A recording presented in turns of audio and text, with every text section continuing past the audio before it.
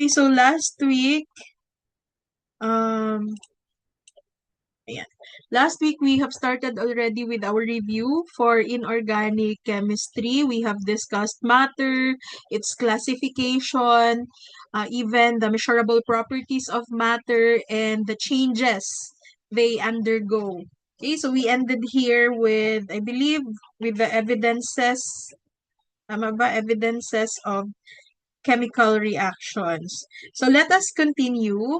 We are still going to discuss chemical change, but let's discuss the processes involved in chemical change. Let's start with oxidation. So parati natin itong naririnig na oxidize, nag-undergo ng oxidation. Ano ba ibig sabihin ng oxidation? Please take note of the following.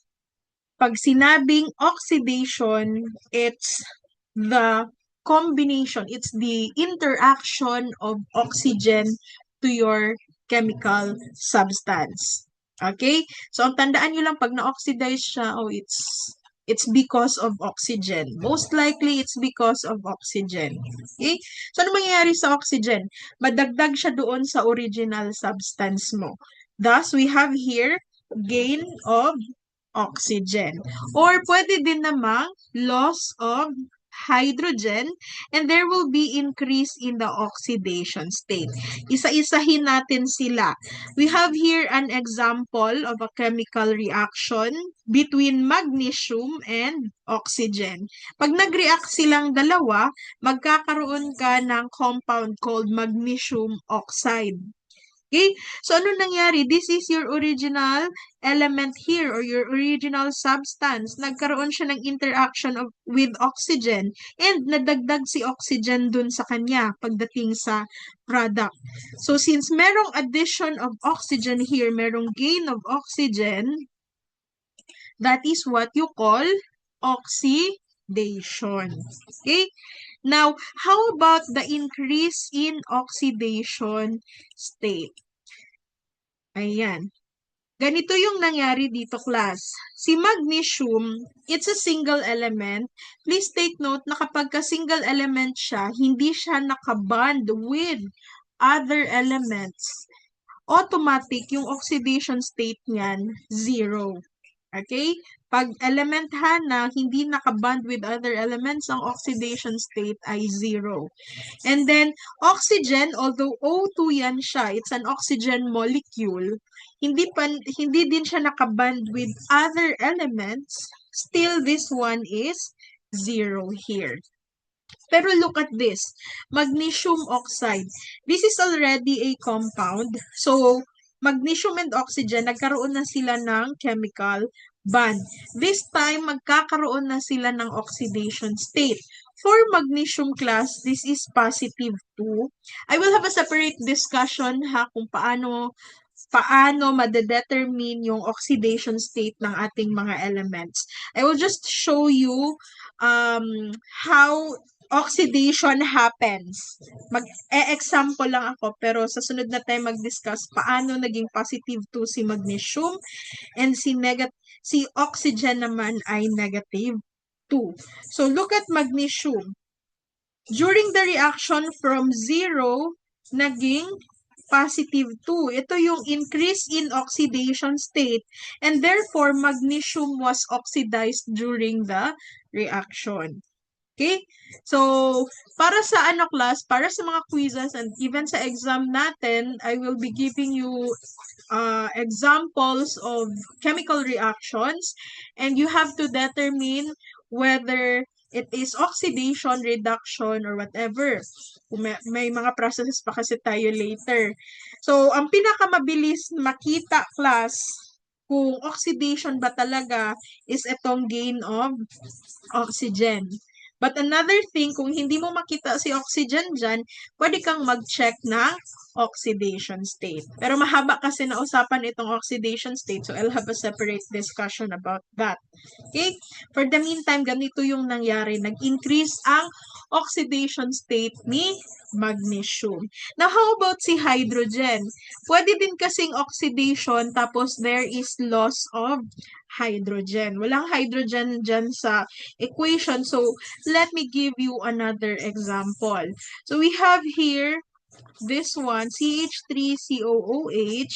This is the chemical formula of our ethyl alcohol. Yung ginagamit nyo dyan as antiseptic or disinfectant. Okay? Pwede din natin siyang tawagin na ethanol. Okay, this is the chemical formula. Kapag ka na-oxidize itong ethanol class, magiging acetaldehyde ito. And for acetaldehyde, ito yung kanyang chemical formula. Sulat ko ha, this is acetaldehyde. Ayan, ito yung chemical formula ni acetaldehyde. So, i-check natin ano ba nangyari sa chemical formula nila. Si ethyl alcohol, you have 1 carbon and then a total of 4 hydrogen kasi meron kang 3 here and then 4 on the other side. And then meron ka pang another carbon dyan. Okay? And then meron kang dalawang oxygen. Okay? And then, meron ka ding 4 na hydrogen. Ay, yeah, 4 hydrogen. Sabi ko nga kanina. Okay? So, ito, ano nangyari dyan? Hindi pala ito sa hydrogen na. This is more on the loss of oxygen pala ito. Kaya kulang na isa. Ulitin ko. Alam ko na. Sobra pala ang nilagay ko. Sorry, erase. Acetic acid pala yung nilagay ko kanina. This is the ethyl alcohol. Ayan. Sige, ulitin natin magbilang. We have C4, C4. Dalawa. C2, merong dalawang carbon dyan kay ethyl alcohol. And then, pila kabuok na hydrogen? 3 plus 2, 5. And then plus 1, 6. So, 6 na hydrogen and isang oxygen.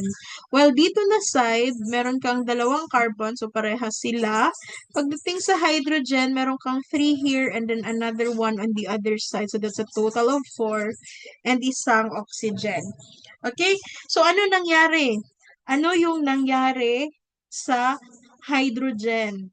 Natanggalan ng dalawang hydrogen yung ating ethanol. Okay? So, this is an example of loss of hydrogen. This is still called oxidation. So, yan ang mangyayari, class, sa ethyl alcohol natin kapag ka na-oxidize siya. Hindi siya magigain ng oxygen, instead, maglo-lose siya ng hydrogen. Still, that is still called oxidation. Okay? So, ngayon, sa equation, i-check nyo lang kung nag-gain ba siya ng yung product ha. Ito kasi, this is the reactant or the reactant na side. Ito naman sa kabila, product or products na side kung marami.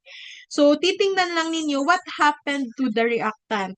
Kung nag-gain siya ng oxygen, yeah, that is oxidation.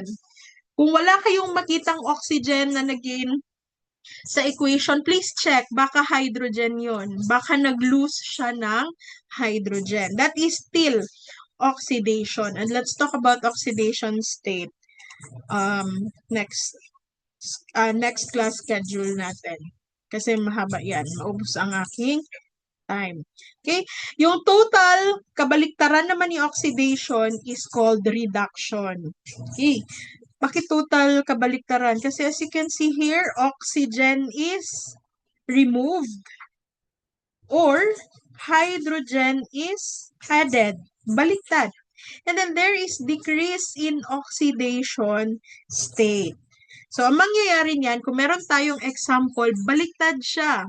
Like this one, isusulat ko siya as magnesium oxide and then magbi-breakdown siya into magnesium and oxygen. So, ano nakita niyo? Baliktad na yung reactant and yung products.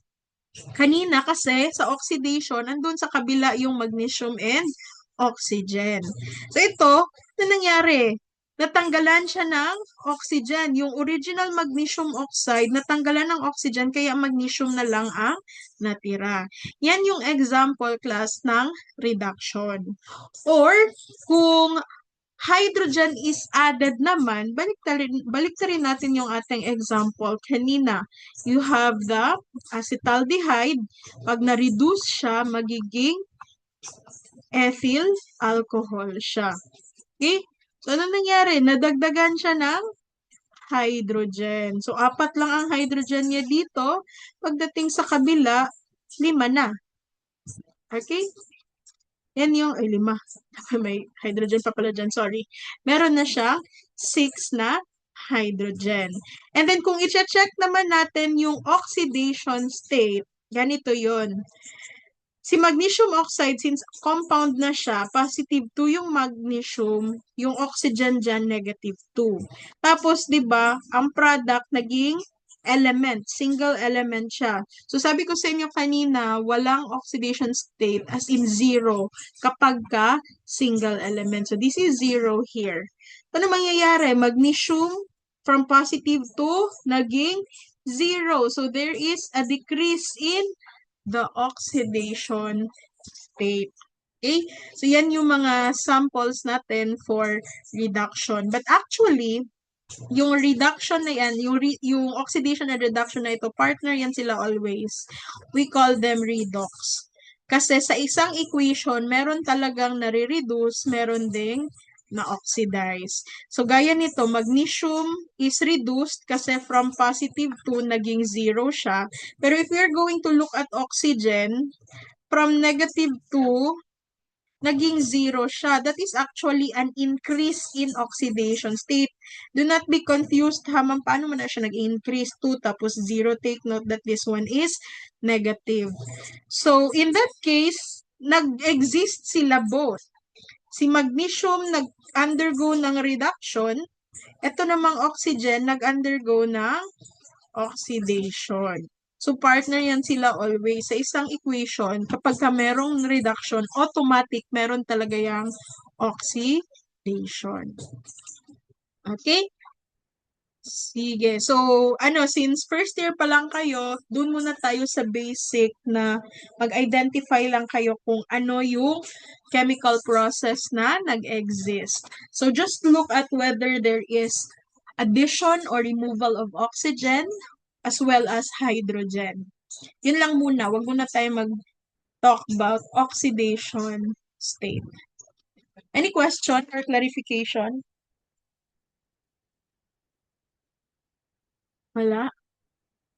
Sige, let's move on to the third process. We have the neutralization. This is actually the number 1 question in our board exam. I took the board exam January 2013. Dito yung unang question. Pangutan na lang yun kay, what are the products of the reaction of acid and a base? Ang sagot niyan, salt and water. And then please take note, ano ang tawag sa process? It's neutralization. Man-neutralize. You have here an example, hydrochloric acid. From the name itself, it's an acid. And then sodium hydroxide. Pag merong hydroxide class, ang pangalan ng iyong substance, it's a basic substance. It's an alkaline substance. Okay? So, pag nagkaroon sila ng reaction, ano ang naging products? NaCl, which is by the way a salt, and then you have H2O, which is water. Okay, again, the process is called neutralization. Sa ato ang day-to-day life, yes, na-experience natin ito. For example, hyperacidity ka. May mga taong nag-experience ng hyperacidity, no? Minsan, hindi naagapan, nauwi sa ulcer, or nag-GERD ang person, gastroesophageal reflux disease, yung bumabalik yung acid pupunta pataas sa esophagus. And then nasakit. In layman's term, we call that heartburn. So, hyperacidity. Ano bang acid ang meron sa stomach natin? Ang acid na nasa stomach natin is still HCl, hydrochloric acid. And, ano bang iniinom kapag nag-hyperacidity? Have you tried? Have you experienced having hyperacidity? Yes, Patricia, ano ba ang iniinom? Kremil S, ma'am. Okay, so Kremil S is a brand. Brand na, Kreml S. Yes, Miss Abduhan, do you have... Aluminum magnesium po. Okay. Sige. Anyway, etong Kreml S, tama kayo both ha, kasi Kreml S is a brand. And then, ang content kasi ni Kreml S, aluminum hydroxide and magnesium hydroxide. Meron pa yan siyang isang content na si methicone, pero later na yan. So, anong tawag natin dyan? This is antacid. Ang process actually ng pag-inom ng antacid is neutralization. Kasi nag-hyperacidity ka, dumadami ang acid sa tiyan mo. Like, hindi ka kumain or kumain ka ng acidic or oily or even yung mga spicy food. Madami yung acid sa ating stomach. So, kapag uminom ka ng Kreml S, sample, isa-isahin natin ha. This is aluminum hydroxide. Aluminum hydroxide, magkakaroon ka here ng aluminum chloride plus water. Okay? So, aluminum chloride is still a salt. Hindi lang ito ang salt ha. Salt din ang tawag dito. Okay, so it's a general term pag sinabing salt. And then we have water. Or kahit na HCl plus the other content which is magnesium hydroxide, magkakaroon ka ng magnesium chloride plus water. So this is also a salt and then again you have the water. Okay? So ang tandaan nyo lang, kapag ka-acid plus base, ang products niyan, salt and water, the process is called neutralization.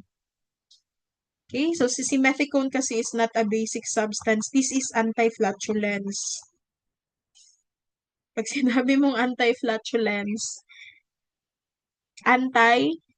katry mo mabutudan ka ng pagpatingugon ko ninyo inyuhang kabag ba? Kabag ka ng pagpatingugon ninyo yung tiyan, murag drum. Meaning may hangin sa loob. Kapag ano kasi, nag-neutralization tayo, di ba may water dyan na na-form? Ang water kasi na ito is in the form of gas. So, pwede siyang mag-accumulate sa tiyan. Masakit ang tiyan after kay may hangin. Kaya may kasamang anti-flatulence yung ating Kreml S or yung iba natin na mga antacid. To get rid of that gas formed during the reaction. Okay? So, that is neutralization. Now, ang kabaliktaran naman ni neutralization is called hydrolysis. Baliktad siya. Bakit siya baliktad? Kasi this time, meron kang salt, tapos mag-react siya sa water, you will get the acid and the base. So, baliktad siya na neutralization. Basically, pag sinabing hydrolysis, it's just the action of water sa another substance. We call that hydrolysis. But what are our products? Acids and an acid and a base. Okay. Dali lang ha. Applyan ko lang si Ma'am Queen ko. Okay, so pwede yun siyang baliktarin natin yung ating example. This time, it will be an ACl plus its reaction with our water. And then you will get the acid, which is the hydrochloric acid, plus the base, the NaOH. Okay? So again, this is an example of hydrolysis. Right? Okay. So what are the other processes that we have sa chemical change? We have here the saponification. So si saponification class, this one is soap making. Ito yung process natin pag gagawa tayo ng sabon. Okay? So ano mangyayari dito? Meron kang either fats or oil. Tapos, ipapareact mo siya with a basic substance, an alkali or a basic substance. You will get the soap and glycerol. Ay, sandali, halipat. Ayan, glycerol. Okay? Excuse me. So, we have an example like palm oil plus olive oil So parehas silang oil, dalawa, plus a basic substance like sodium hydroxide. Syempre, you will get the soap plus the glycerol. Yung soap na ito yung tinatawag natin na Palmolive. Okay? Yung brand na Palmolive is actually a product of palm oil and olive oil, kaya nga siya tinawag na Palmolive.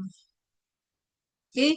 Or another example, you have the coconut oil, yung ginagamit natin, pwede natin gamitin magluto, plus a basic substance or an alkali substance, the NaOH. Usually, NaOH kasi ang ginagamit natin. Still, you will get the soap and the glycerol. Pero yung example ng brand na ginamitan ng coconut oil is the Perla. Magamit ba kayong Perla? Nagamit natin maglaba. Okay? So, yan. Tuturuan kayo. We have subjects sa pharma that will teach you how to make soap. Kasi kasama naman yan sa atin, cosmetics.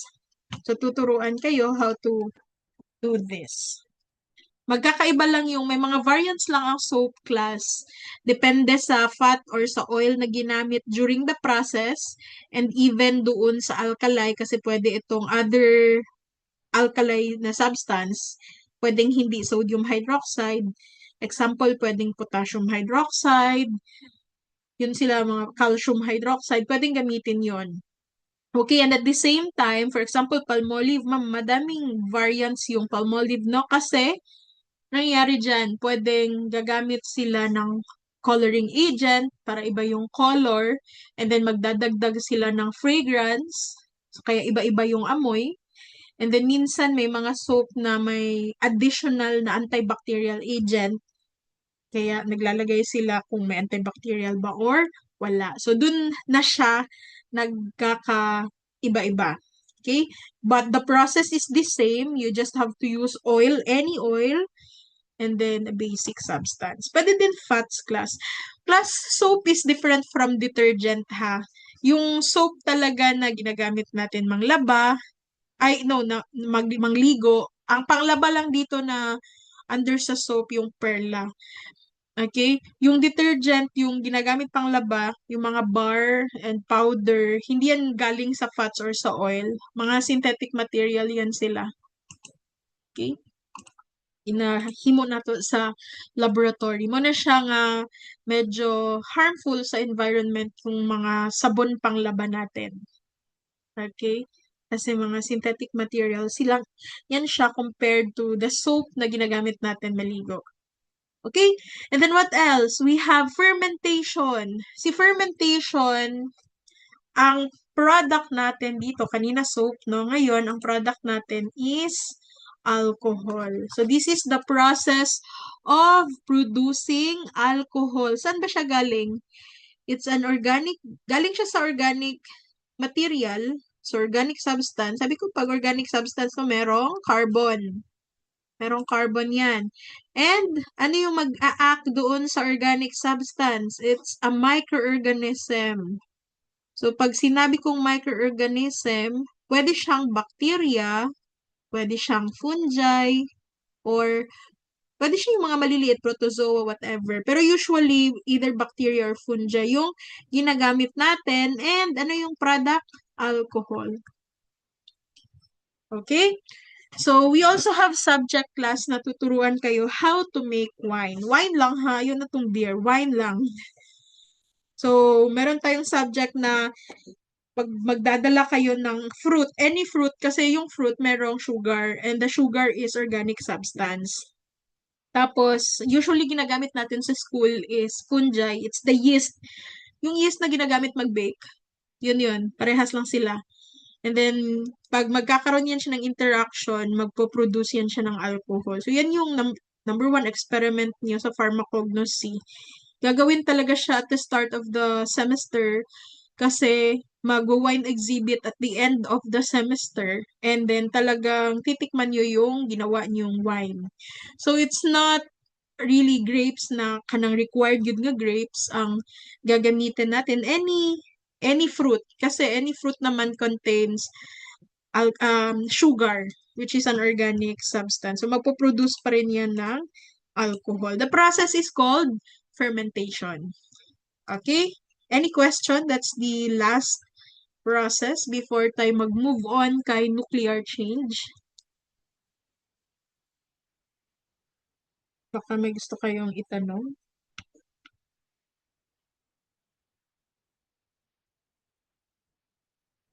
Wala?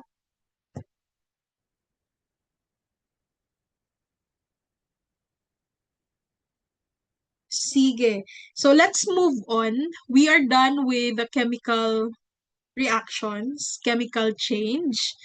Ang tandaan nyo, class, kapag ka chemical change, di ba yung mga examples ko kanina sa mga chemical reactions na yan, example this one, magnesium plus oxygen, you will get magnesium oxide. So as you can see, magnesium is still magnesium here, and oxygen is still oxygen.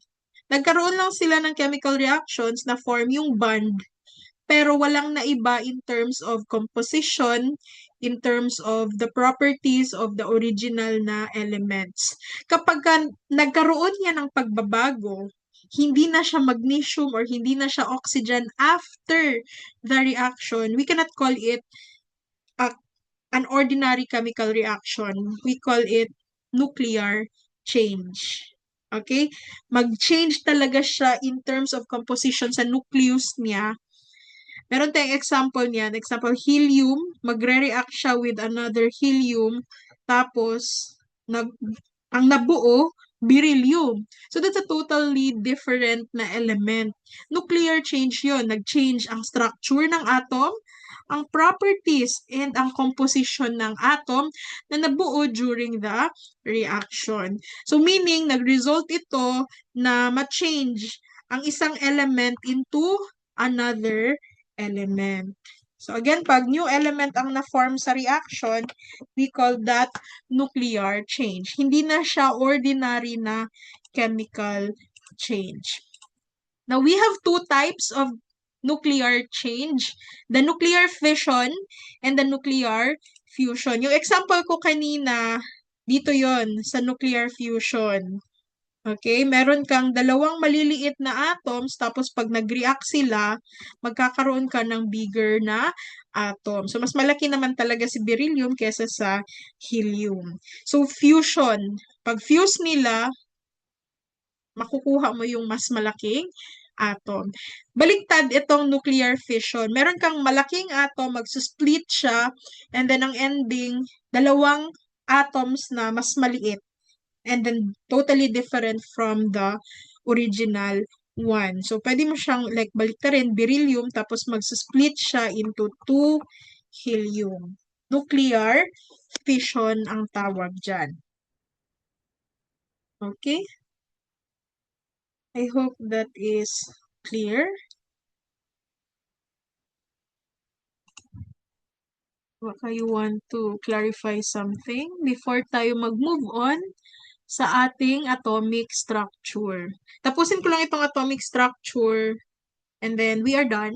The remaining time can be utilized sa activity na pinost ko. Konti lang ito.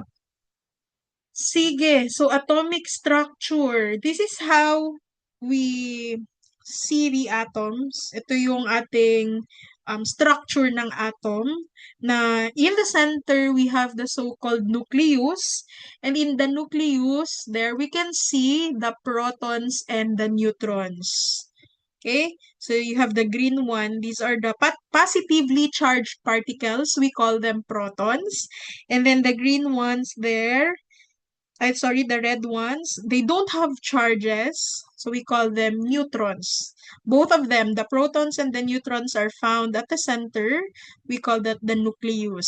And then surrounding the nucleus, we have orbitals, and in the orbitals, there we can see the electrons. The one in yellow, these are our electrons, and then please take note, they are negatively charged. Okay? So, saan ba nag-start yung ating theories sa atoms? So, sa atoms class, this started with Democritus when he stated that matter is made up of small, indivisible particles. And these small indivisible particles was called atomos. So siya nag-start niyan. Small matter. According to him, meron daw mga small indivisible particles. Again, he called that atomos.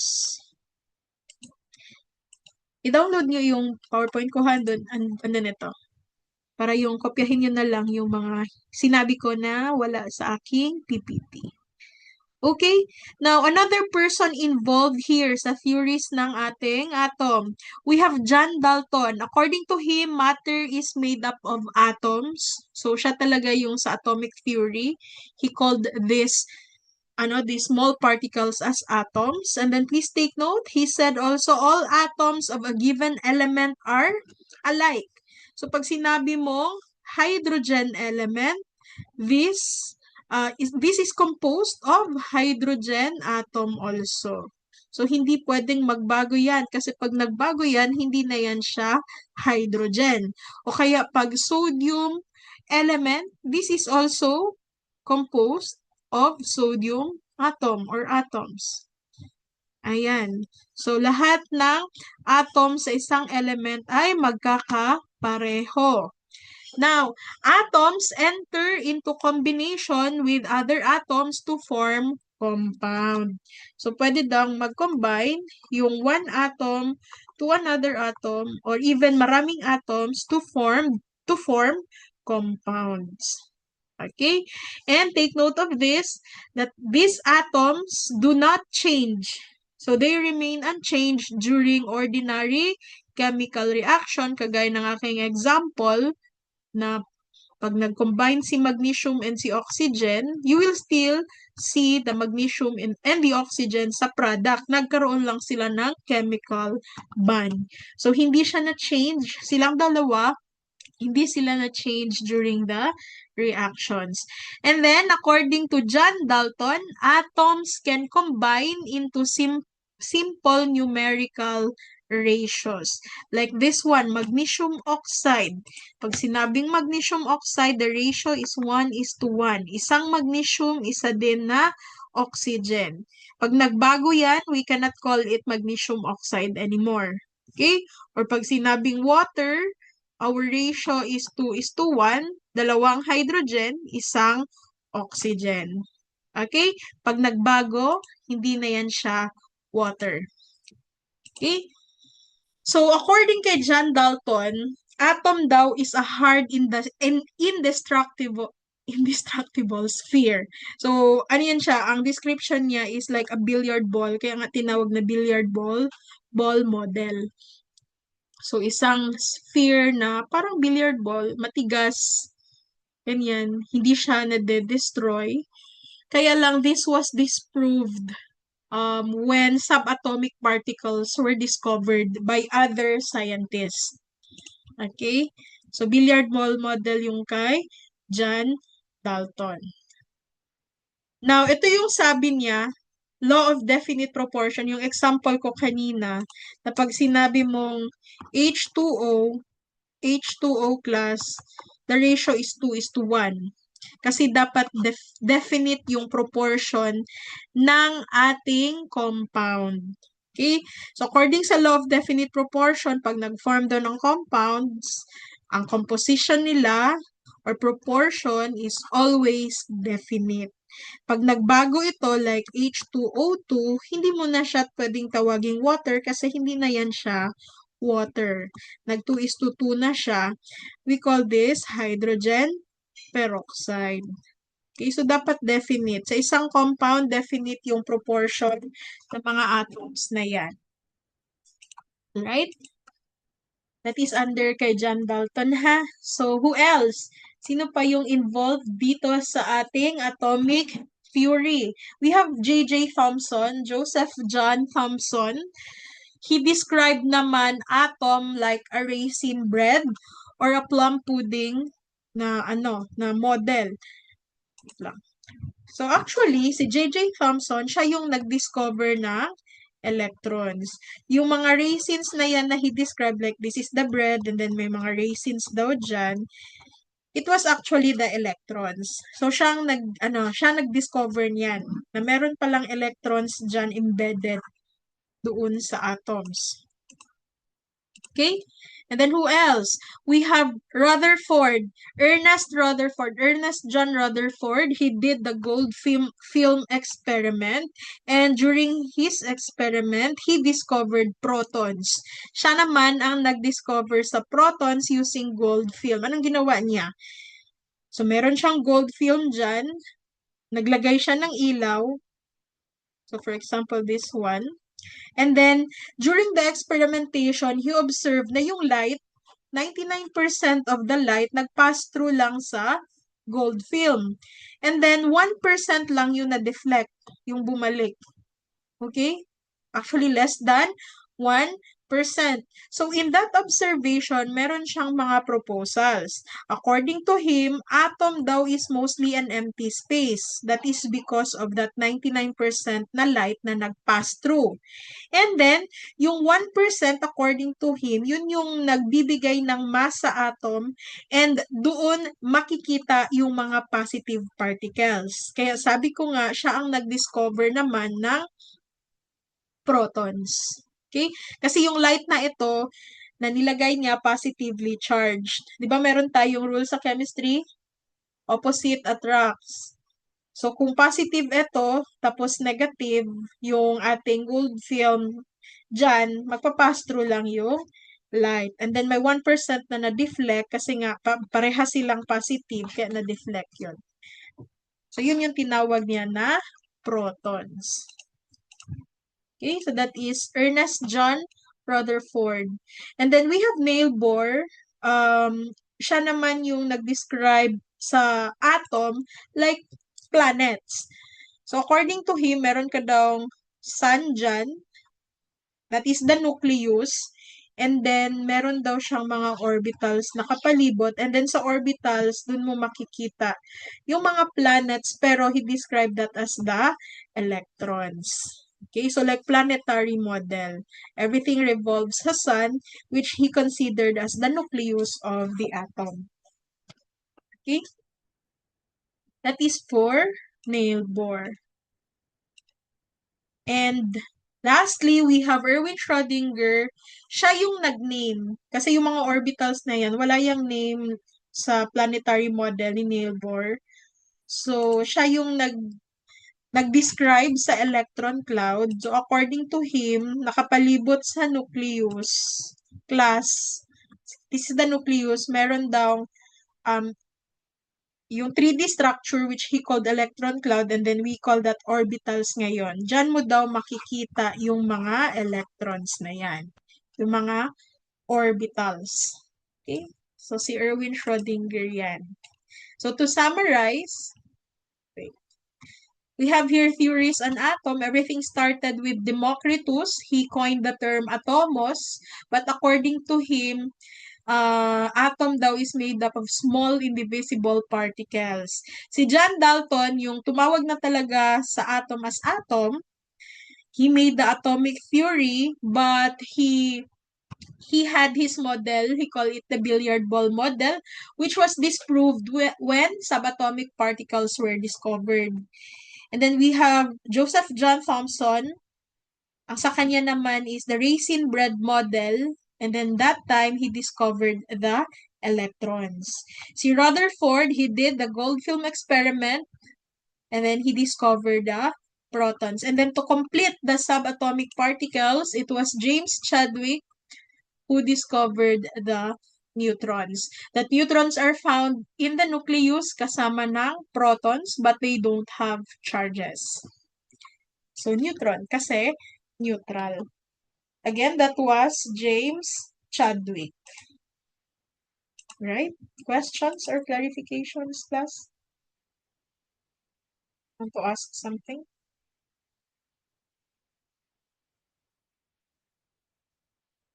Wala? Sige, let's move on. Yung atoms natin, wala yung charge.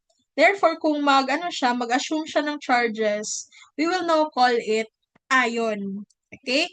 So please take note, pag may charge na yung atom, ang tawag na ion. And we have two types of ion. The cation, the T there will give you a hint that that is the positively charged ion. And then the anion is the negatively charged. So for the examples, most of our metals are actually our metals are positively charged. Example, sodium. Sodium is a metal. It's positively charged pag nag-assume na siya ng charge. Calcium also is a metal. So positively charged din siya. Positive 2 to be exact.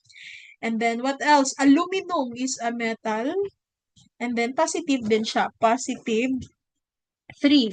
And then, yung mga non-metals naman natin are negatively charged. Most of them are negatively charged. Example, chlorine. Chlorine is a non-metal.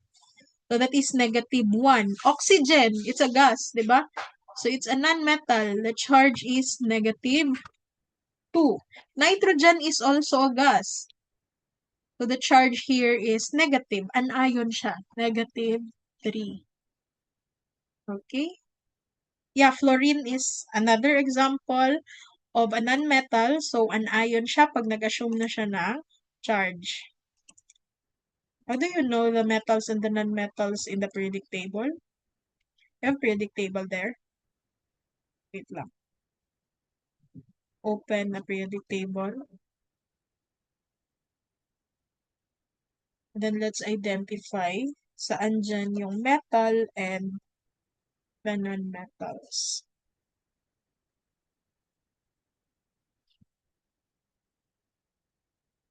Mabilis.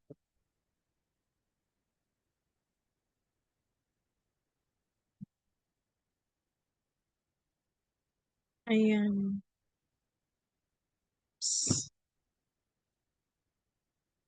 Moment. Ayan. Sige. So this one is a non-metal. Definitely it's a gas. And then take note of this part here. Oops. Okay. Ito yan siya. Ito yung mga metals natin. On the left side, we have the metals. And then yung naiba ng color, boron, silicon, arsenic, germanium, antimony, tellurium. Ito yung mga metalloids. Or we call them our semi-metals. So they share characteristics between metals and non-metals. And then, ito from carbon, papunta doon sa left plus all of them are non-metals. That's how you identify them sa periodic table. Lahat ng nasa ilalim, metals. Kasama pa siya dyan sa gitna. Okay, so konti lang yung mga non-metals natin and sila yung mga anions. And then the rest, mga positively charged na sila.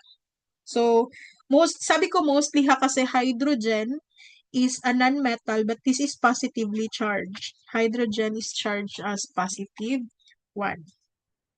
Yung noble gases naman, yan kasali, wala silang charge. Kasi nga noble, di ba? They have completed the octet rule. I hope meron kayong sarili ninyong periodic table, ha? Nag-memorize na mo sugod. Okay? Sige, let's move on. So, sa periodic table, you can see the following information. The symbol of the element, sample sodium, ang nakalagay dyan, Na. And then, meron kang maraming numbers na makikita, but the most important ones, yung mass number and atomic number. So, si mass number, yun yung nasa taas, si atomic number sa baba, pag sinusulat natin yung element with its symbol. So, ano ba yung nire-represent ng dalawang numbers na yan? Pag sinabi kong mass number, that is class synonymous to atomic mass or atomic weight. So, pwede natin siya tawagin either of the three. Parehas lang yan sila. Atomic mass, atomic weight, or mass number. Anong nire-represent? That's a product. So, not a product. That's the sum of the protons and the neutrons. Kaya class, most likely, mas mataas ang value ni mass number compared to the atomic number. Kasi si atomic number, this only represents the number of protons. Okay? Let us have an example. Si sodium. Pag titingnan ninyo, class, yung kanyang mass number dyan is 23. 23. Let's just round it off to the nearest whole number. And sodium is 11. So, mas maliit yung ating atomic number kasi nga, this is just for the protons. Ito kasi, protons plus meron ka pa neutron. So basically, that's on the nucleus. Pag sinabing mass number. Sabi nga ni Ernest Rutherford, di ba? The mass of the atom is concentrated sa kanyang nucleus. Kasi wala masyadong ano naman yung weight yung ating electrons. So yun na yung mga decimals dyan. Round off na lang natin sa nearest whole number. So ulitin ko, pag sinabing atomic number, yung ating symbol dyan ay Z, yung nire-represent niyan is the number of protons. But please take note, class. Pagka ang isang atom walang charge ha, like pag sinulat ko Na lang, walang charge kang makita dyan. Please take note that the number of protons and the number of electrons are equal pag walang charge ang element, just like this. So, 2311, which means etong sodium na ito, meron siyang 11 na protons kasi nga 11 yung atomic number niya, ang nire-represent niyan protons. And then, wala siyang charge. So, automatic, meron din siyang 11 na electrons. Okay? So, walang charge ha. Magbabago kasi yan sa class kapag ka may charge ka na. Later na natin lagyan ng example yung merong charge. Now, how about the neutron? Dito muna siya titingnan class sa mass number para ma-identify mo din ang neutrons. So, sa mass number, di ba, itong 23, ano ito? Protons and neutrons. So, to get the neutrons class, all you need to do is to get the difference ng mass number and yung iyong atomic number. So, i-minus mo lang. 23 minus 11, tanggalin natin ang 11 kasi for protons yan siya. So, ang maiiwan, neutrons. So, yung answer natin dito is 12. Okay? Sige, let's have another example. For example, you have calcium. Calcium is 40, 20. 40 yan ha. Let's predict the number of protons, electrons, and neutrons. Sakit ng ulo ko. Sige, you answer first there, and then later mag-recitation tayo. May i-adjust lang ako sa electric fan. Masakit sa ulo.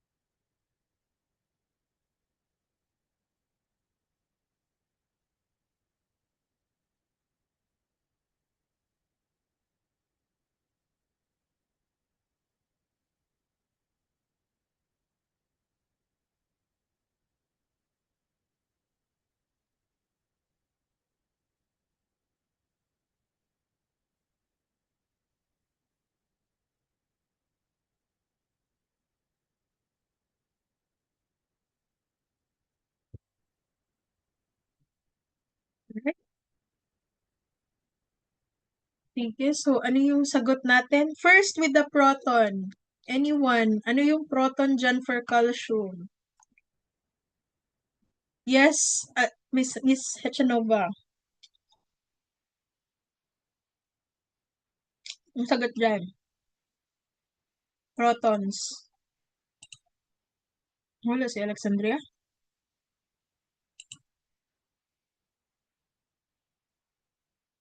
Wala siya. Sige, Miss, ano na lang. Miss Gilaran, what's the answer? 20 po, ma'am. Ay, nag-chat na ka, di mo open imuhang, ano? But anyway, noted. Both. Ang hina signal. Okay lang. So, that's for Miss Gilaran and Miss Hachanova, ha? So, how about class, the electrons?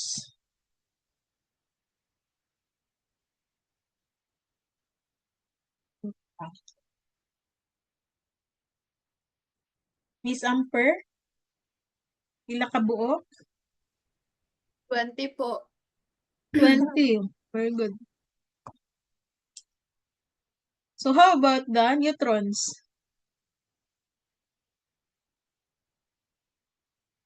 Miss Balwit, what is the answer? 12 po, ma'am.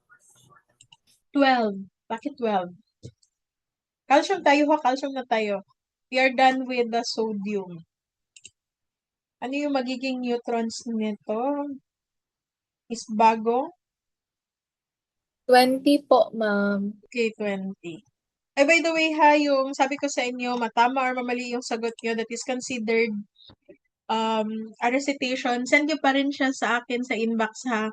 Okay, so this is correct. 20 na protons. Look at the atomic number. So that's for the protons. And then wala siyang charge. So, ganun din yung kanyang electrons. And then, yung neutron, anong gagawin natin? Minus lang natin. Mass number minus the atomic number. So, 40 minus 20, that is still 20. So, that's how you predict, class, the number of protons, electrons, and neutrons. Let's have another example. Yung chlorine natin, 35, 17. So, let's see kung ano yung magiging protons, electrons, and neutrons. Kung ang nag-hyperacidity. Saan ang 20? Sa periodic table, 20 sa Na, walang 20 ang Na, 23. And then, and 40. Ca, ito, calcium, not the chlorine. Saan ko kinuha itong mga numbers dito? Galing ito sa periodic table. Ang 23 is the atomic mass or atomic mass or weight ng ating sodium. And ang 11 is its atomic number. Doon yan galing.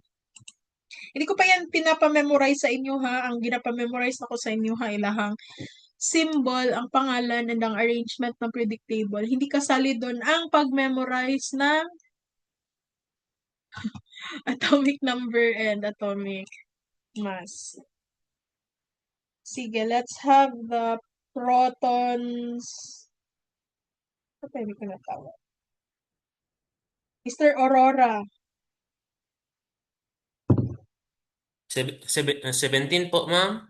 Okay, very good. The protons here for chlorine is 17. Saan natin i-check? Sa kanyang atomic number. Right? And then how about the electrons?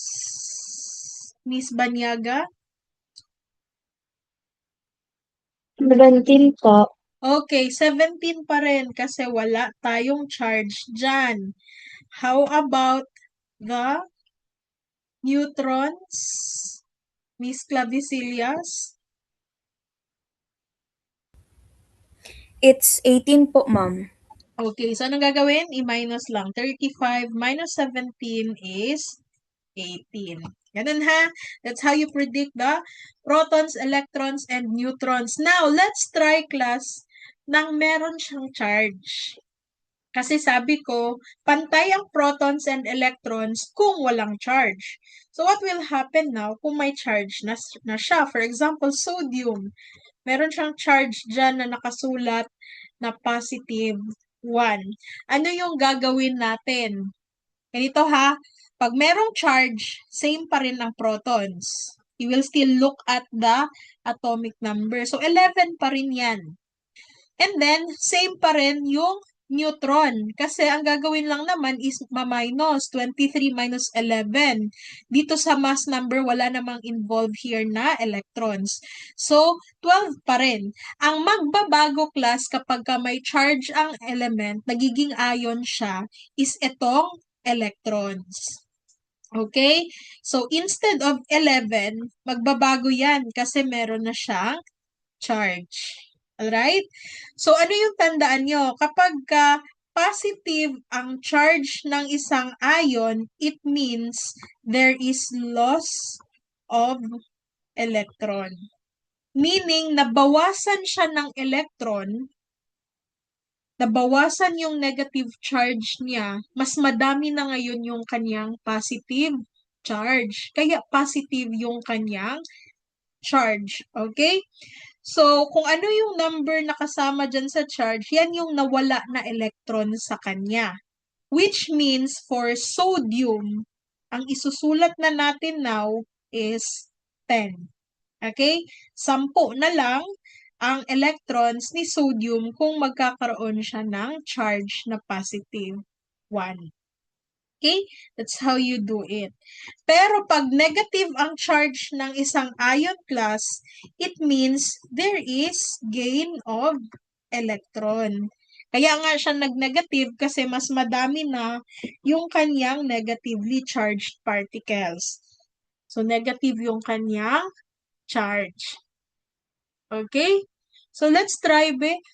Paano kung magkaroon ng charge ang calcium, tapos yung charge niya ay positive 2? You can write it as either like that or like this, half press lang yan. Sorry. Sakit ang ulo ko. Tapos pagtanggalin ko aking anti para wala na akong makita. Okay, Miss Aguirre, ano na yung magiging electron nito? O calcium. If may charge po na positive 2 ang calcium, will take away 2 from the electron. So the new electron count will be 18 po, ma'am. Okay, very good. This is the new electron count ha kapag ka may charge. Pag walang charge, that is still 20. Pag may charge na siya na positive 2, meaning nag-lose na siya ng electron na 2, kaya 18 na lang siya. So that is correct. Okay? Now, how about chlorine? Chlorine, negative 1. Siyempre, hindi ko natawag. Miss Amores, what will be the new electron here? Kapag po negative, nasaan na tayo? Itong chlorine, ma'am. Chlorine. The electrons will be, 16 po. 16. Ano ba? Negative ito, Ay. negative. No. 18 po pala because nag-gain siya ng 1 electrons. Okay, very good. The new electron class, the new number of electron for chlorine, kung nagkaroon siya ng negative 1, dyan na charge is 18. Okay? Kasi nga, pag sinabing negative ang charge, nag-gain siya ng electron. So, just like this one, negative. So, nag-gain siya ng isa. Kaya, instead of writing 17, 18 na yung magiging charge natin. Okay? So, you have to look at the element or the ion given ha. Kung may charge, either bawasan nyo or dagdagan nyo ang electrons. As is yung protons and ang neutrons. Pero kung wala naman kayong nakikitang charge dyan, okay, walang pagbabago. Equal si protons and si neutrons. Okay, so let us have our last example. Nitrogen, 14,7. So, protons, electrons, and neutron. Ilang kabuok? Ilan man kabuok ang ato ang protons for our nitrogen here. Yes, Yuki. Ilang kabuok atong protons? 7 po ang protons po, ma'am. Okay, very good. 7 ha, kasi let's look at the atomic number dyan sa baba. Now, how about the electron, Miss Alman? 7 din po, ma'am. Okay, 7 kasi walang charge. So, equal lang ang protons and electrons.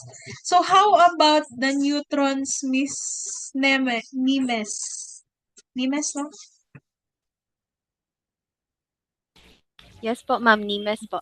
Okay. 7 din po, ma'am. Okay, 7. So, paano natin yan kinuha? 14 minus 7. So, that's mass number minus the atomic number. So, parehas pantay yung kanyang protons and even the electrons and neutrons. Now, paano kung nagkaroon ito ng charge? Like this one, negative 3. Yes, Mr. Kadungog. What will be now the electron?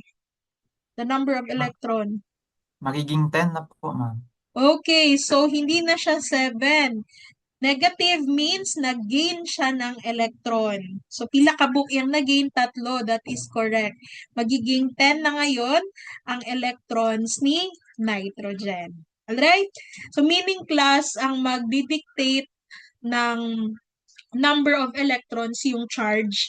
And electrons din ang reason bakit nagkakaroon ng chemical reactions or chemical change.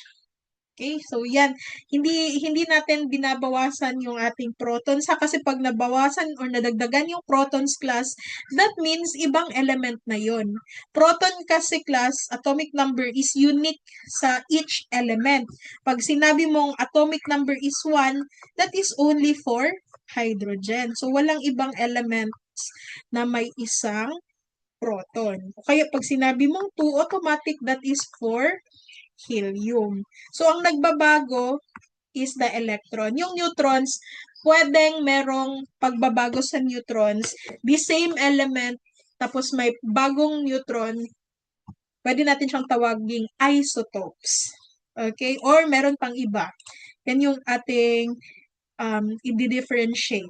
This one. Sige. So, let's define the following. Meron tayong tinatawag na isotopes. I have already discussed what isotope is when we discuss hydrogen, di ba, sa lecture.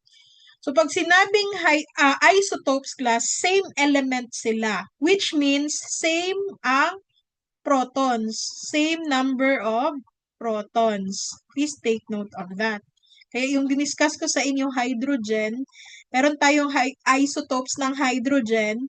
We have the protium, the deuterium, and our tritium. If you can still remember yesterday, nag-discuss tayo nito. And then, pag sinabing proton yan, pareha silang 1. Kasi they are all hydrogen. So, 1 lang talaga ang protons. Now, dito sila magkakaiba. Different sila ng neutrons. And because of that, magiging different din yung kanilang mass number. Kasi 'di ba mass number is the sum. I-total mo yung proton and neutrons. So si protium, wala siyang neutron, kaya yung mass number niya ay still 1. So ito yung pinaka-common na hydrogen. And then si deuterium naman, meron siyang 2 neutrons, which means yung mass number niya ay 3. Kaya nga siya tinawag na heavy hydrogen. And si tritium, meron siyang 3 neutrons, so that is a total of 4 sa mass number. Okay? So yan, pag sinabing isotopes, same element, different ang mass number kasi merong changes doon sa number of neutrons. Okay? Now, how about isotones? Si isotones class, ano siya, different proton. Anong ibig sabihin nun pag different ang proton? That means, ibang element yon. Pero, similar sila ng proton. So, idagdag natin dito sa listahan natin si helium. Si helium class, ang atomic number niya ay 2, which means yung proton niya ay 2. So, ilagay natin dito ha, different elements. Okay? So, 2 yung helium. And then, please take note na si helium, meron siyang 2 neutrons. Okay? So, yung mass number niya ay 4. Now, take note, 2 yung kanyang neutrons, and then take note of deuterium. 2 din yung neutrons niya. So, different elements sila na magkaparehas ng neutrons, ang tawag dyan isotones. Let this be your hint. N for neutrons. Dyan sila magkapareho. Okay? So, different pa rin yan na element ha. This is still hydrogen here. Deuterium is still hydrogen. And then helium is helium. Pagkaiba sila na element, pagkaparehas lang sila ng number of neutrons. Si isobar naman is this one. Different sila na element. Okay? So, meaning, different pa rin na protons. Pag sinabi kong different protons, automatic different element. Tapos, saan sila magkapareho? Sa mass number. So, saan yung example ko dyan? This one, helium, ang kanyang mass number ay 4. Isotone sila ni deuterium kasi pareha sila ng neutrons. Pero hindi sila isobar ha kasi yung mass number ni deuterium ay 3.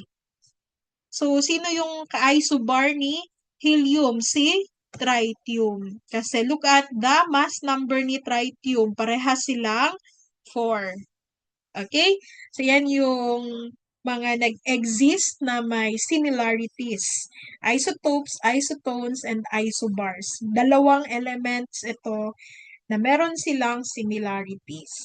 Okay? And then si isomer naman, usually ma-encounter nyo ito sa organic chemistry. You will have your organic chemistry next semester with Ma'am Eroy. And ano ba yung ibig sabihin ng isomers? These are two substances with the same molecular formula, but they have different structures. So, although sa organic chem nyo pa ito ma-encounter, let me just show you an example. For a while, ayaw gumana ng aking mouse. Problema niya sa buhay.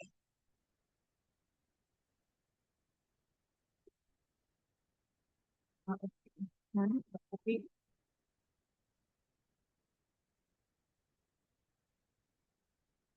Sandali. Talaga mag-struggle. Uy, asa na to ang ato ang sample sa isomer.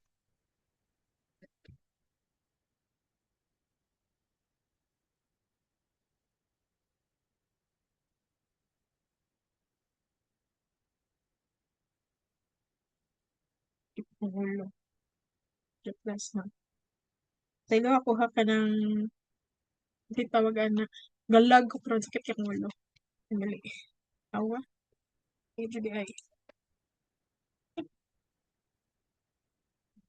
Okay, dagan sa akong brain cells karon because of that.